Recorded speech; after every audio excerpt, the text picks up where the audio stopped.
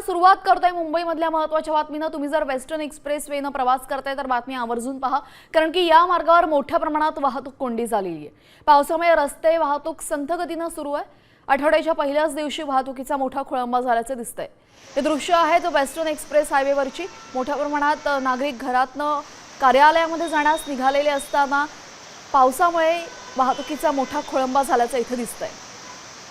थेट western express वेवरनं माहिती देत आहेत आमचे प्रतिनिधी गणेश कवळे। पाहूयात।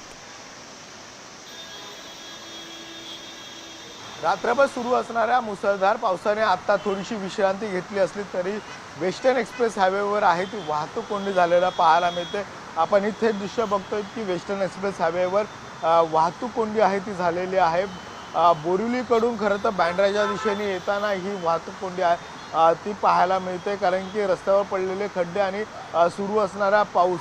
आता पावसाने थोडीशी विश्रांती घेतली तरी देखील आहे ती वाहतूक कोंडी मोठ्या प्रमाणामध्ये आहे ती झालेली पाहायला मिळते। खरं तर रेल्वे वाहतुकीवर देखील आहे याचा परिणाम झालेला पाहायला मिळतोय। पश्चिम रेल्वे आणि मध्य रेल्वे देखील 10 ते 15 मिनिटं उशिराने धावत आहे, तर रस्ते वाहतुकीवर देखील याचा परिणाम आहे तो झालेला पाहायला मिळतो। जर पाऊस जर सुरू राहिला तर सखल भागांमध्ये पुन्हा एकदा पाणी आहे ते जमा झालेलं पाहायला मिळतं आणि त्याचा मोठा फटका देखील आहे तो वाहतूक कोंडीवर होण्याची शक्यता आहे ती वर्तवली जाते। मात्र सध्या बँड्राच्या दिशेने जाणारी ही वाहतूक कोंडी आहे ती वेस्टर्न एक्सप्रेस हायवेला मोठ्या प्रमाणामध्ये झालेली पाहायला मिळते।